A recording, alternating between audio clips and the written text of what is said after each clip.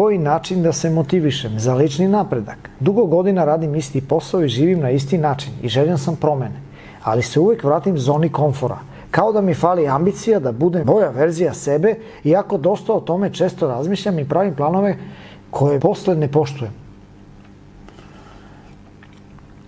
Vidi, prijatelju, zašto se ljudi pumpaju, treniraju, rade ovo, voze neke automobile, skupe i tako dalje? Zato što su gledali određeni program, gledali su određene ljude, čitali su određene knjige, pričali su s određenim ljudima i to ih je motivisalo i podstaklo da rade to što rade. Ti ako hoćeš da budeš motivisan, da radiš dobre stvari, trebaš da se duhovno hraniš sa zdravom duhovnom hranom, koja će te motiviše da radiš dobre stvari. I stalno treba da istražuješ neke nove izvore nadahnuća, inspiracije. Najbolji izvor nadahnuća je Biblija. To je ovako jedna osnova. Ali ti možeš da se nadahnjuješ, da odeš u prirodu, da obilaziš lepe lokalitete. Znam prijatelje koji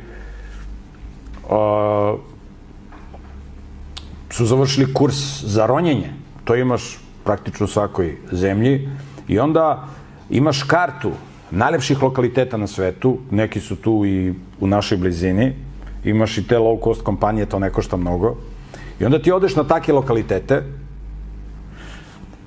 kao kad ideš na skijanje. Iznajmiš tamo, pošto imaš tu license, tu licencu, kao dozvolu, kao što postoji vozička dozvola koja je internacionalna, tako postoji ronilačka dozvola koja je internacionalna, koju možda završiš ovde, dobiješ, ne znam koliko to košta, ja o tome razmišljam da je to završim, i onda odu tako na te lokalitete, tamo iznajme opremu, kao kad ide na skijanje, ima tu dozvolu ronilačku, iznajmi opremu za sitne pare i onda tu roni i posmatra čuda Božeg stvaranja, podvodni svet.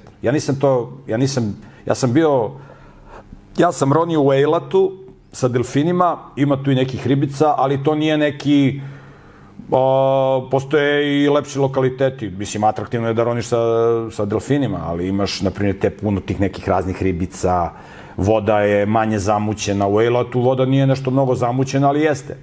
I onda to može isto da te nadahne. Pa, na primjer, bilo za kojih prirodnih lokaliteta. Ja sam bio pre neki dan na Staroj planini na Midžoru. Znači, jedan predivan lokalitet. Pa dođeš na Rikavačko jezero, pa na Uvac i tako puniš baterije. Evo, skoro sam pričao sa Bernardom Ljubasom i jedan moj prijatelj, pošto Bernard Ljubas se time bavi, ali skoro sam sedeo s jednim mojim prijateljem, čiji prijatelj se bavi posmatranjem kroz teleskop. To je jako nadahnujuće da gledaš čuda Božih stvaranja u svemiru.